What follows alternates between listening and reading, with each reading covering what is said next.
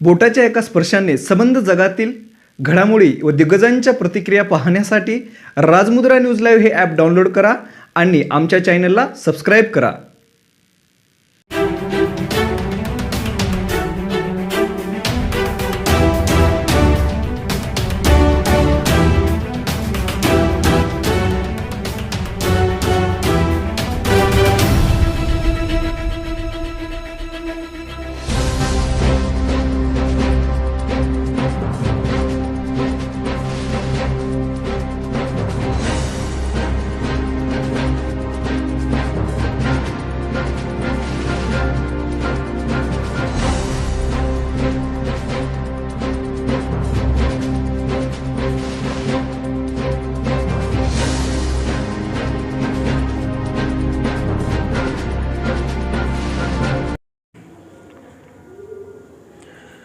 नमस्कार, मी प्रवीण जाधव. राजमुद्रा न्यूज लाईव्हमध्ये आपलं सर्वांचं स्वागत.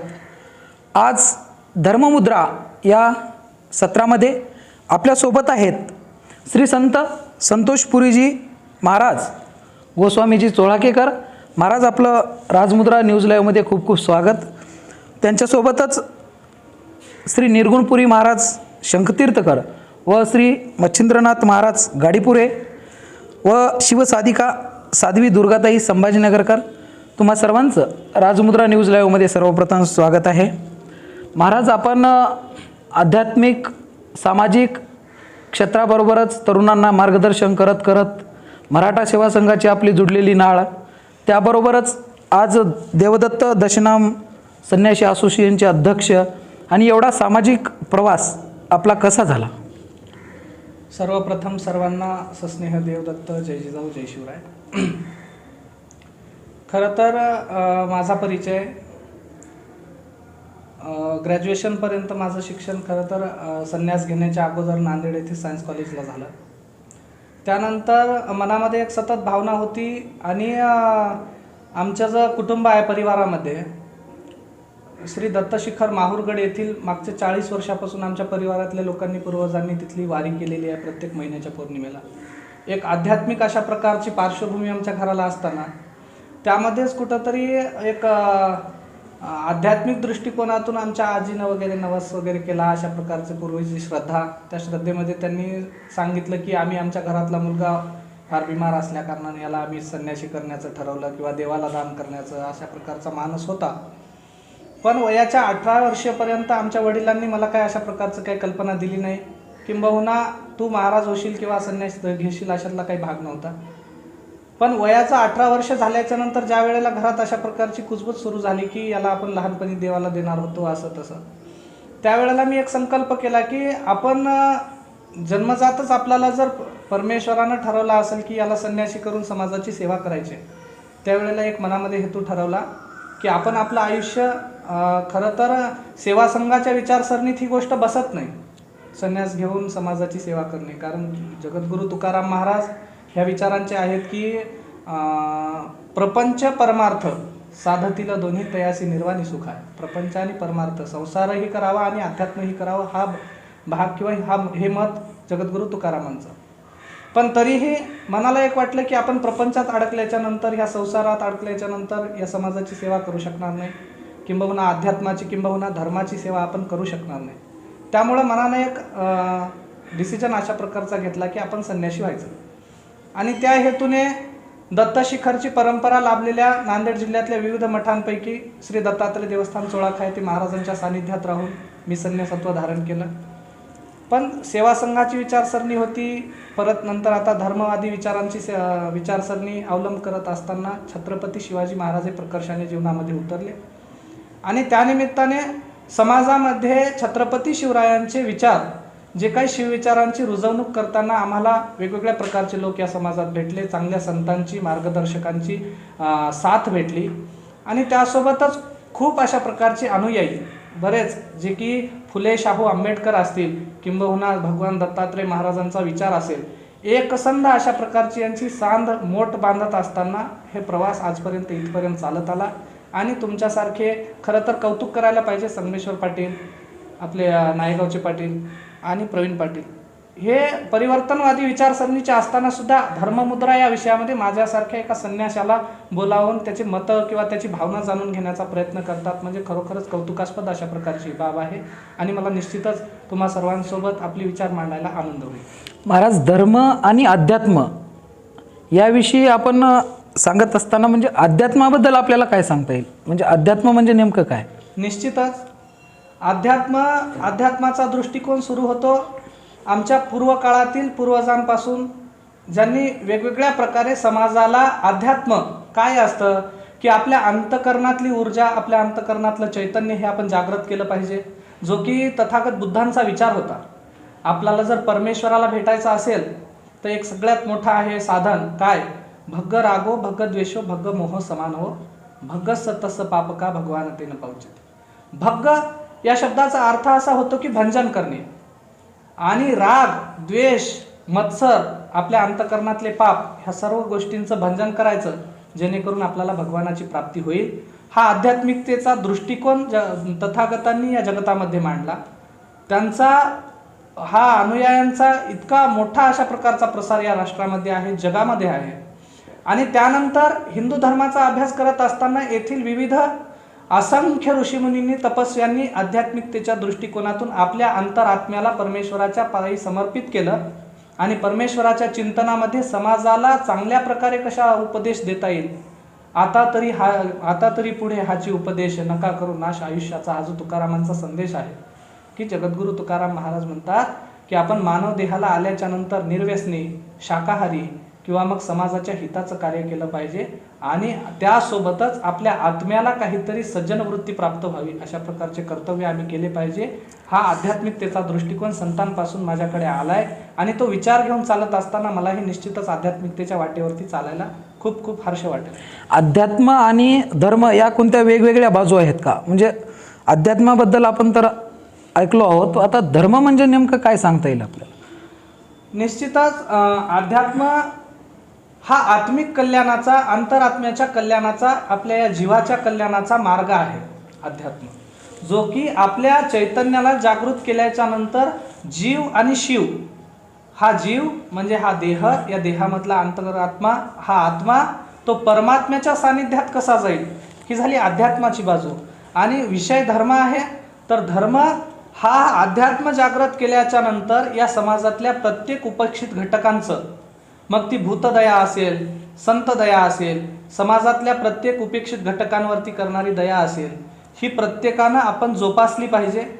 अध्यात्म प्राप्त केल्याच्या नंतर तो गुण मनुष्याच्या अंतकरणात जागृत होतो आणि समाजातल्या प्रत्येक जीव, जंतू, पशु, पक्षी, कीटक प्रत्येकाच्या प्रती अंतरात्म्यामध्ये एक भावना जागृत होते, ती म्हणजे लोककल्याणाची. आणि लोककल्याणाच्या भावनेला आपण जेव्हा कर्तृत्वाची किंवा कार्याची, कृतीची जोड देतो त्यावेळेला ते धर्माच्या रूपामध्ये परिवर्तित होते आणि त्यालाच आपण त्या ठिकाणी धर्म म्हणू शकतो, जो की जगताचं कल्याण करणारी जे काही प्रक्रिया आहे त्याला आपण त्या ठिकाणी धर्म निश्चित म्हणू शकतो. महाराज, आता आपण सांगितलं की वयाच्या 18 वर्षापर्यंत आपल्याला माहिती नव्हतं की मला साधुत्व जीवन जगायचं आहे. म्हणजे साधुत्व जीवनाविषयी म्हणजे काय सांगता येईल आपल्याला, की साधुत्व जीवन म्हणजे नेमकं काय असतं? थोडक्यात पाहायचं झालं, एक 10 ते 11 वर्षापूर्वी महाराजांच्या सानिध्यात मी आलो. त्यावेळेला मनाची मनस्थिती, विचारांची विचारसरणी ही थोडीफार वेगळी होती. जसं जसं कालांतराने वयोमर्यादा मनुष्याची वाढत जाते त्या पद्धतीनं त्याचे विचारही चांगल्या प्रकारे प्रगत होत जातात. पण पूर्वी 10-11 वर्षापूर्वी मी जेव्हा संन्यासी व्हायचं ठरवलं त्यावेळेला विचारांची थोडी कमी विचार होते किंवा मग हे विचार असे विस्तृत स्वरूपाचे नव्हते. जगताचा इतका सुंदर अशा प्रकारचा अभ्यासही नव्हता. त्यावेळेला घेतलेला हा डिसिजन जरी 18 वर्षाच्या नंतर घेतला असेल तरी पण निश्चितच परिपूर्ण अशा प्रकारचे सगळे विचार नसताना संन्यासत्व धारण केलं. पण केल्याच्या नंतर डोळ्यासमोर छत्रपती शिवाजी महाराज, जगद्गुरू तुकाराम महाराज आणि त्यांच्याही पेक्षा प्रकर्षाने तथागत बुद्ध हे डोळ्यासमोर होते. आणि बुद्धांनी प्रपंच केल्याच्या नंतर संन्यासत्व धारण केलं. पण आमच्या प्रपंचाला मुळात सुरुवातच झाली नव्हती. त्यामुळं डिसिजन हा लवकरच झाला आणि लवकर झाल्याच्या नंतर एक मनामध्ये विचार केला की मग आता आयुष्यभर आपण संन्यासी राहायचं. समाजामध्ये संन्याशांचं स्वरूप धारण करून कित्येक लोकांनी समाजामध्ये व्यभिचाराची व्याख्या मांडली, पण आपण संन्यासत्व धारण करून समाजाला एक चांगल्या अशा प्रकारच्या सद्भावनेची व्याख्या प्रस्थापित करून द्यायची. आणि जरी आपल्याला ते करता येईल, हयातीमध्ये नाही जरी करणं झाली तरी त्या विवेक बुद्धीने त्या सद्विचारांची व्याख्या प्रसारित करण्याचं कार्य आपण निश्चित करावं, हा मनाशी ध्येय अशा प्रकारचा ठरवलेला. महाराज, आपण सर्वदूर परिचित आहात. म्हणजे संतोषपुरी महाराज हे अध्यात्म आणि विज्ञान याची सांगड घालून समाजाला जागृत करण्याचं काम करतात. मग या दोन्ही बाजू कशा आहेत? अध्यात्म आणि विज्ञान हे नेमकं काय आहे? खरं तर अध्यात्म, जगद्गुरु तुकाराम महाराज म्हणतात, 900 कन्या पुत्र होती तरी का करणे लागे पती. विषय फार गांभीर्यानं घेण्यासारखा आहे. जर आपण देवापाशी प्रपंच करतो, लग्न करतो, घरामध्ये पत्नी आणतो, आणल्याच्या नंतर आपण आपल्या जर संसारिक कार्यामध्ये कुठं जर कमी पडत असेल किंवा आपल्याला संततीची प्राप्ती होत नसेल तर आपण देवाकडे नारळ फोडतो, विधिवत अशा प्रकारच्या वेगवेगळ्या क्रिया करतो आणि देवाला एक मागण्या करतो की देवा आता आम्हाला पुत्र दे, आम्हाला काहीतरी संतती दे, आम्हाला काहीतरी दे. पण जगद्गुरु तुकाराम महाराज म्हणतात की ही मागणी ही निव्वळ अंधश्रद्धा झाली. अध्यात्म काय म्हणतं की तू कर्म कर, स्वतः तुला जे कर्म करायचंय, तुला जे अध्यात्म तुझ्या अंतकरणातून तू साक्ष ठेव की बाबा तुला काय करायचंय. एखादी गोष्ट अंधपणानं करणं त्याला अंधश्रद्धा म्हणलं जातं, पण डोळसपणानं करणं की देव हा फक्त केलेल्या प्रयत्नाला यश देणार आहे, पण प्रयत्न हे स्वतः आपल्याला करावे लागणार आहेत. जसं की श्रीकृष्णांनी अर्जुनाला सांगितलं, हे महाभारताचं युद्ध जरी मी तुझा सारथी असेल तरी हे लढावं तुला लागणार आहे. अगोदर बॅटलफील्डला तुला उतरावं लागणार आहे, नंतरच तू हे युद्ध जिंकणार आहेस. त्या पद्धतीनं तुकाराम महाराजांचा विचार अध्यात्माचा. पण अध्यात्मातून विज्ञानाकडे वळताना समाज आज अंधश्रद्धेच्या जोखंडात पडलेला आपण पाहतो. नित्यदिन दैनंदिन आमच्याकडे विविध प्रकारचे लोक येतात, महाराज आमच्या घरामध्ये सुख नाही, आमच्या घरामध्ये संपत्ती नाही, वेगवेगळ्या प्रकारचं आमच्या घरात काही जुळून नाही. महाराज म्हणतात ही निव्वळ अशा प्रकारचं, महाराज तुमच्या प्रपंचामध्ये काही करू शकत नाही. तुम्ही त्या गोष्टीचं ॲनालिसिस केलं पाहिजे, तुम्ही त्या गोष्टीचं बारकाईनं निरीक्षण केलं पाहिजे की आपल्या घरामध्ये, आपल्या प्रपंचात, व्यवहारात आपण कमी कुठं पडतोय, आपल्या कार्यकृतीमध्ये आपण काय कुठं चुकतोय, आपण चालत असलेला रस्ता काटेरी होतोय का फुलांचा होतोय. फुलांचा असेल तर आपण योग्य वाटेवर, काटे जर रुतत असतील तर ते काटे निश्चित कशामुळे रुततात किंवा काटे आपल्याला दूर करता येतात का, ह्यावरती जर चिंतन केलं तर निश्चितच विज्ञानाची म्हणजे डोळसपणानं परमात्म्याची भक्ती करणं, ह्याला विज्ञान म्हणलं तर हरकत नाही. आणि जे जे या जगतामध्ये नवनवीन गोष्टी आहेत, जो की आज पूर्वी छत्रपती शिवाजी महाराजांनी सांगितलं की या जगामध्ये सप्तबंद्या धर्मशास्त्रांनी लादून ठेवल्या की रोटीबेटीचा व्यवहार परस्पर इंटरकास्टमध्ये करायचा नाही, संपत्तीचा संचय करायचा नाही, समुद्राचं उल्लंघन करायचं नाही, वेगवेगळ्या अशा प्रकारच्या सप्तबंद्या सांगितल्या. पण छत्रपती शिवाजी महाराजांनी ह्या मोडीत काढल्या. शास्त्रांनी सांगितलं की हे करायचं नाही, पण शिवरायांनी हे मोडीत काढलं. मग शिवरायांचा नाश झाला का? आज 350 वर्षांच्या नंतरही छत्रपती शिवाजी महाराज या महाराष्ट्राची अस्मिता म्हणून जर गणल्या जात असतील तर निश्चितच छत्रपती शिवाजी महाराज हे जगद्गुरु तुकोबारायांसारखे महान सद्गुरू संतांचे अनुयायी होते, शिष्य म्हणण्यापेक्षा अनुयायी होते. आणि त्यांनी त्यांच्या विचारांचं अनुकरण करून आपल्या जीवनामध्ये विज्ञान उतरवलं आणि सत्य असत्यासी मन केले ग्वाही, मानी येले नाही बहुमत. अंधपणा आणि त्या ठिकाणी एखादा विचार मानण्यापेक्षा आपल्या डोळसपणाने आपण त्या विचाराची निरीक्षण करून अंमलबजावणी करणं हे छत्रपतींना मान्य होतं. आणि आम्ही ज्या अर्थी छत्रपतींचं नाव घेतो त्या अर्थी डोळसपणाने छत्रपतींचा विचारही मान्य करावा लागतो. म्हणून विज्ञानाची आणि अध्यात्माची सांगड ही आम्ही अशा प्रकारची लागतो. आता छत्रपती शिवरायाविषयी आपण नेहमी व्याख्याने देतो, प्रवचनं करतो, कीर्तन करतो. आणि असं होत असताना शिवरायांना कुठं धर्माच्या चौकटीमध्ये काही राजकीय पक्ष असतील, काही संघटना असतील, यांनी शिवरायांचा जो दृष्टिकोन सांगितलेला आहे, छत्रपती शिवराय हे धार्मिक होते, त्यांच्या हरिहर महादेव या घोषणेवरून असेल किंवा भवानी शंकर यांच्या त्या पत्राच्या सुरुवातीहून असेल आपल्याला दिसून येते. मग आपल्याला काय नेमकं सांगता येईल की छत्रपती शिवरायांचा सामाजिक दृष्टिकोन कसा होता? खरं तर छत्रपती शिवराय, शिवाजी एका ठिकाणी एक व्याख्याते सांगतात की शिवाजी हे नाव ठेवताना राजमाता जिजाऊंनी फार अशा प्रकारचा अभ्यास करून ठेवलेलं नाव आहे. का तर छत्रपती शिवाजी महाराज जन्मण्याच्या अगोदरही शिवाजी नावाचे असंख्य लोक होऊन गेले आणि 350 वर्षाच्या नंतर छत्रपती शिवाजी नावाचे लोक प्रत्येक जातीतल्या 12 बलुतेदार 18 पगड जातींच्या लोकांमध्ये आहेत. तरी पण शिवाजीच का झाले? ह्याचं ॲनालिसिस केलं तर राजमाता जिजाऊंनी शिवाजी नाव ठेवण्यामागचं कारण, अगोदर तुम्ही या जीवनामध्ये उतरल्याच्या नंतर 750 वर्षाची गुलामगिरी होती म्हणून सांगतात इतिहासकार या राष्ट्रावरती परकीय सत्तेची. आणि 750 वर्षाच्या गुलामगिरीमध्ये छत्रपती शिवाजी महाराजांना राजमाता जिजाऊंनी एकच उराशी ध्येय ठेवलं होतं की इथल्या दीन दुःखी हीन दीन प्रत्येक अन्याय सहन करणाऱ्या लोकांवरती न्यायाचं राज्य आपल्याला प्रस्थापित करायचं आहे. आणि ते न्यायाचं राज्य प्रस्थापित करणारा कोणीतरी आपला वारस झाला पाहिजे. आणि इतरांना आपण शिकवण्यापेक्षा आपल्या कुशीतून जन्मणारी आपली संततीच जर त्यांचं जर सर्व हारांचा अशा प्रकारचं जे अन्यायग्रस्त लोक आहेत त्यांचं जर छत्र धारण करणारा एखादा आपलाच वारस झाला तर कशाला आपल्याला दुसऱ्यांना सांगण्याची गरज पडत. म्हणून जिजाऊंनी ज्या पुत्राचा जन्म दिला त्याचा अभ्यास करून नाव ठेवलं आधी शिका. जे तुम्ही तुमच्या जीवनामध्ये शिकाल तसं वागा. आणि शिकल्याच्या नंतर स्वतः त्याची अनुभूती स्वतः तसं वागल्याच्या नंतर हे जग जिंका. हे अशा प्रकारची शिवाजी नावाची ही जी व्याख्या एका इतिहासकारांनी फार सुंदर मांडली, मला ती आवडली. आणि त्याच पद्धतीनं जगामध्ये असंख्य शिवाजी झाले पण एक शिवाजी तो अध्यात्मातला शंभू महाराज महादेव, आणि एक शिवाजी तो आमच्या छत्रपती शिवाजी महाराजांचं नाव हेच या जगाला ज्ञात आहे का, तर त्यांचं कर्तृत्व आणि त्यांची नीतिमत्ता ही साफ होती. कसल्याही प्रकारचा कुणावरती अन्याय करण्यापेक्षा लोककल्याणकारी समाज व्यवस्था ही छत्रपती शिवरायांची होती. वयाच्या 16व्या वर्षी रांझेकर पाटलाला जो की अशा प्रकारचा मस्तवाल आणि मुजोर झाला होता पण त्याचा चौरंग करण्याचं कार्य छत्रपती शिवाजी महाराजांनी केलं. समाजामध्ये विविध लोकांनी विविध आपले मत मांडले. ह्या समाजामध्ये विचार करण्यासारखी गांभीर्याने एक गोष्ट आहे.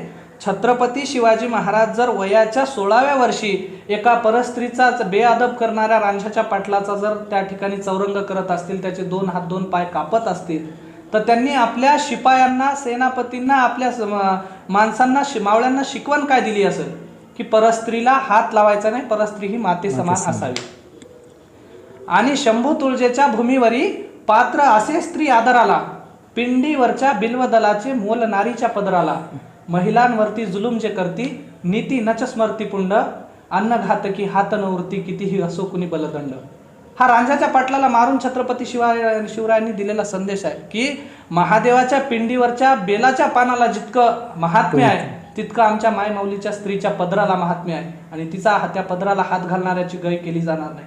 मग ते छत्रपती शिवाजी महाराज जेव्हा हे इतिहासकार सांगतात की सुरतेच्या आपल्या कल्याणच्या सुभेदाराची सून शिवाजी महाराजांनी उचलून आणली, त्यांच्या मावळ्यांनी उचलून आणली, आणि महाराज म्हणतात की मग तू जर आमच्या आई इतकीच सुंदर असती तर कदाचित आम्ही तितके सुंदर झालो असतो.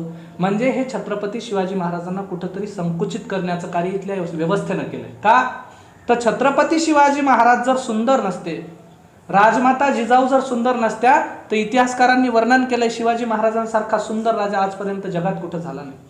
दुसरं, छत्रपती शिवाजी महाराजांनी जर 16व्या वर्षी रांझ्याच्या पाटलाचा हात पाय कलम केले असतील तर महाराजांचे शिपाई, महाराजांचे मावळे, सेनेतले माणसं कल्याणच्या सुभेदाराची सून उचलून कशी आणतील, आणि जर उचलून आणलीच असेल तर महाराज त्या बाईची काखणचोळी देऊन सत्कार करण्याच्या अगोदर आपल्या माणसांचा चौरंग केला असेल की नाही, फार चिंतनीय गोष्ट आहे.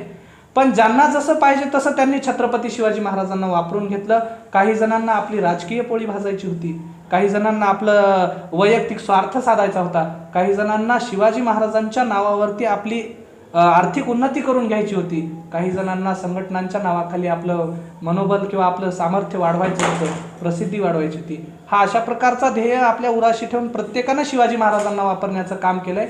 पण छत्रपती शिवाजी नावाचा आमचा राजा आमच्या मस्तकात कुठं उतरवता येतो का, ह्या गोष्टीचा विचार आजपर्यंत एकानेही केला नाही.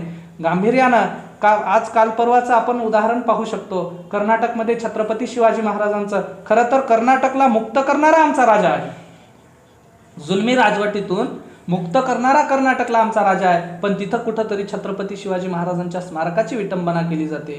आजचं ताजं उदाहरण आहे, आमच्याच धर्मातले जे की स्वतःला संन्यासी म्हणवतात, संत म्हणवतात, अशा प्रकारचे लोक छत्रपती शिवाजी महाराजांचं नाव कीर्तनात घेऊ नये, छत्रपती शिवाजी महाराजांचं नाव प्रवचनात घेऊ नये, अध्यात्माच्या ठिकाणी शिवाजी महाराजांचं नाव घेऊ नये, अशा प्रकारचे बेताल आणि टवाळखोर वक्तव्य करतात आणि मग आपलं चारित्र्य किती संकुचित आहे समाजाला दाखवून देतात. हे उदाहरण आहे की व्यक्ती आपल्या वैयक्तिक स्वार्थासाठी कुठपर्यंत जाऊ शकतो, किती नीच पातळीला पोहोचू शकतो, हे अशा प्रकारचं आहे. पण छत्रपती शिवाजी महाराज तुका केवढा केवढा तुका आकाशा एवढा अनु रेणुया थोकडा तुका आकाशा एवढा, हे जे वाक्य आहे, आकाशा एवढ्या असणाऱ्या तुकाराम महाराजांचा अनुयायी तो असेल कसा, याचंही चिंतन करणं फार गरजेचं आहे. महाराज, आपण छत्रपती शिवरायाविषयी सांगत असतो, नेहमी तरुणांना प्रेरणा देत असतो. आपले खूप तरुण चाहते आहेत, त्यांना जाता जाता आपण या माध्यमातून काय आवाहन करसाल की छत्रपती शिवरायांचे विचार घेऊन त्यामध्ये तरुणाईची जी वाढत चाललेली व्यसनाधीनता असेल, कोणते सोशल मीडियाचे प्रकरण असतील, त्यामध्ये आज आपण पाहतो की खूप तरुणांच्या आत्महत्या दिवसेंदिवस वाढत आहेत, त्याबद्दल आपण जाता जाता आम्हाला एक आमच्या माध्यमातून काय आवाहन करसाल? खरं तर आता महत्त्वाचा मुद्दा आहे वाढती समाजातली व्यसनाधीनता. जाता जाता एकच समाजाला आवाहन करावं असं वाटेल की छत्रपती शिवाजी महाराज, एका इंग्रज अधिकाऱ्यानं सांगितलं की आजकालच्या लोकांचा समज असा झाला की आपण शाकाहार केला नसला तरी चालते. पण एक इंग्रज अधिकारी म्हणतो राज्याभिषेकाला आलेल्या वेळी छत्रपती शिवाजी महाराज हे मिताहारी होते. कसल्याही प्रकारचं राजसान्न सत्व न करता त्यांनी एवढं मोठं स्वराज्य उभं केलं. आजकालच्या मुलांचा स्वभाव असा आहे व्यसनामध्ये. काही काही जण तर आम्हाला म्हणतात, महाराज तुम्हाला काय माहिती याच्यात काय मजा असते. पण नाही, जगद्गुरू तुकाराम महाराजांनी जो विचार प्रसारित केला आहे, छत्रपती शिवरायांनी ज्याचं अनुकरण केलं आणि ज्या विचारांच्या जोरावरती हे हिंदवी स्वराज्य उभं राहिलं, कुठंतरी आज आमच्या मुलांना बार बार सांगावं लागतंय की छत्रपती शिवाजी महाराजांचं स्वराज्य हे एका अशा वळणावरती येऊन ठेपलंय की भविष्यामध्ये पुढची पिढी आम्हाला विचारल की तुम्ही तुमच्या व्यसनांच्या नादामध्ये महाराजांचे गडकिल्ले या राष्ट्रामध्ये पडत होते, बुरुज किल्ल्यांचे ढासळत होते, त्यावेळेला तुम्ही त्याचं रक्षण करण्याच्या ऐवजी काय केलं तुम्ही. आणि जसं आम्ही आमच्या पूर्वजांचा सामर्थ्यशाली इतिहास आत्ता सांगतो, गवगवा करतो किंवा प्रवचन कीर्तन व्याख्यानाच्या माध्यमातून आम्ही जसं समाजापुढे मांडतो, तो विचार भविष्यामध्ये आम्हाला आमच्या पुढच्या पिढीपुढे मांडता येईल का नाही, किंवा पुढची पिढी सक्षम पद्धतीने हा विचार सांगू शकेल का नाही. का? त्याचे कारणं असे आहेत, चिंता करण्याची कारणं अशी आहेत की समाजामध्ये शिवजयंतीच्या व्याख्यानाला बहुतांश लोक आज व्यसन करून बसतात. कीर्तनामध्ये बहुतांश लोक कशाला, अक्षरशः काही तर महाराज लोक गांजा वडल्याशिवाय कीर्तन करत नाही. आणि मग समाजानं आदर्श कुणाचा घ्यायचा? आज इथं प्रवचन देणारा बाबा कुठंतरी उद्या तुम्हाला धाब्यावरती, कुठंतरी रस्त्यानं कुठल्या तरी दुकानावरती कुठंतरी काहीतरी व्यसन करताना दिसतोय. आज इथं तुम्हाला व्याख्यान देणारा कुणीतरी व्याख्याता, कुणीतरी कवी, कुणीतरी इतिहासकार कुठंतरी उद्या कुठल्या धाब्यावरती व्यसन करताना दिसतोय. मग समाजाच्या मार्गदर्शकांनी जर रस्ता चुकून चाललं तर समाज चालणार कोणत्या रस्त्यावरती? अगोदरच या धर्मामध्ये खूप मोठी हानी झालेली आहे. संतत्वाच्या नावाखाली खूप लोकांनी संतत्वाचा वेश धारण करून या धर्माला, हा जो छत्रपती शिवाजी महाराजांना अभिप्रेत होता हिंदवी धर्म, ह्याला बदनाम करण्याचं कार्य बहुतांश याच धर्मातल्या लोकांनी केलंय. पण आताच्या इथल्या तरुण मंडळींचं एक कर्तव्य आहे की आमच्या धर्मामध्ये जर अनिष्ट अशा प्रकारचं काही कार्य होत असेल तर आम्ही त्याला कसं रोखाल, कशा पद्धतीनं. तर त्याच्यासाठी सर्वप्रथम एक कार्य आहे की इथला हा समाज, बहुजन समाजातील हा जो जनगणमन भारत भाग्य विधाता पंजाब सिंध मराठा, हे जे मराठा म्हणून या महाराष्ट्राची ओळख या राष्ट्रामध्ये झाली, इथल्या प्रत्येक जाती धर्मातल्या महाराष्ट्रातल्या मातीतल्या प्रत्येक तरुणाने निर्व्यसनी आणि निष्कलंक चारित्र्यानं जीवन जगणं हे सर्वप्रथम महत्त्वाचं आहे. आणि जेव्हा आपण निर्व्यसनी बनून हे निष्कलंक चारित्र्य जगू, त्यावेळेला निश्चितच आमचा महाराष्ट्र छत्रपती शिवाजी महाराजांच्या विचारांवरती आणि संतजनांच्या आचारावरती चालणारा दिसेल. आणि म्हणून तरुणांना महत्त्वाची एकच मला त्या ठिकाणी विनंती करावी वाटेल. खरं तर महाराज लोक हे समाजाचे लेकरच असतात, समाजाने त्यांना लेकरासारखंच वागवावं. कारण की समाजातून उठूनच आम्ही आमचं हरपले मितूपणं, ज्या वेळेला आमचं मितूपणं हरपलं त्यावेळेला आम्ही तुमच्या पुढे नतमस्तक, समाज आमच्या पुढे नतमस्तक झाला. मग त्या कारणानं जरी हा समाज आमच्या पुढे नतमस्तक होत असेल तरी आम्ही समाजाचे लेकरं हो, आणि लेकरू या नात्यानं निश्चितच समाज मायबापाला विनंती करावीशी वाटेल, आमच्या इथल्या तरुण मंडळींना विनंती करावीशी वाटेल की आपण निश्चितच छत्रपती शिवाजी महाराजांना अभिप्रेत असलेला निर्व्यसनी मराठा बनण्याचं कार्य करा. आणि उद्योगी, कर्तृत्वशाली, सामर्थ्यशाली तसेच निष्कलंक अशा प्रकारचा हा महाराष्ट्र आम्हाला घडवायचा आहे, हे राष्ट्र आम्हाला घडवायचं आहे. याच्यासाठी एक एक पाऊल टाकण्याचा प्रयत्न करावं, एवढंच माझं आवाहन तमाम तरुण मंडळींना. खरं तर नांदेड जिल्ह्यात नव्हे, बहुतांश ठिकाणी माझे खूप चाहते लोक आहेत. पण चाहते याचा कुठलाही मोठेपणा किंवा गवगवा नाही. मला नम्रतेनं माझ्या सर्व चाहत्यांना, माझ्या समर्थकांना सांगावं असं वाटेल, समर्थक हे राजकारणात असतात मुळात. अध्यात्मामध्ये सगळे आपले सोबती, साथी, सखे आणि वाटेवरचे वाट सरू. मग अध्यात्माची वाट आणि शिवविचारांची हे वहिवाट चालत असताना आपण सर्व साथीदारांना नम्रतेची कळकळीची विनंती करावीशी वाटेल. आपण सर्वांनी एक प्रामाणिकपणानं छत्रपती शिवाजी महाराजांच्या चरणावरती, या संतजनांच्या चरणावरती आपलं व्यसन टाकून द्यावं आणि या महाराष्ट्राला निर्व्यसनी घडवण्याचं कार्य करावं आणि हा महाराष्ट्र वाचवण्याचा प्रयत्न करावा. एवढीच नम्रतेची विनंती आणि आवाहन करावं असं वाटेल. महाराज, या माध्यमातून आपण व्यसन असेल आणि तरुणाईला एक अध्यात्माची जोड व छत्रपती शिवरायांचे विचार जागवण्यासाठी आपण नेहमी सदैव प्रयत्नशील असता आणि सोबत तरुणांनाही घेऊन आपण प्रयत्न करत आहात, त्याबद्दल तुमचं करावं तेवढं कौतुक कमीच आहे. निश्चितच महाराज, छत्रपती शिवरायांचा सामाजिक दृष्टिकोन, शिवरायांचा आध्यात्मिक दृष्टिकोन घेऊन समाजाला आपण नेहमी जागृत करावं आणि येणाऱ्या काळामध्ये सुद्धा आपलं काम दिवसेंदिवस वाढत जावं अशी मी राजमुद्रा न्यूज लाईव्हतर्फे तुम्हाला सदिच्छा व्यक्त करतो. आपण आलात, आमच्याशी संवाद साधलात, त्याबद्दल राजमुद्रा न्यूज लाईव्ह परिवारातर्फे आपलं धन्यवाद व्यक्त करतो. आभार आहे. धन्यवाद. देवदत्त. जय जिजाऊ. ताज्या घडामोडी पाहण्यासाठी राजमुद्रा न्यूज लाईव्हला सबस्क्राईब करा, बेल आयकॉन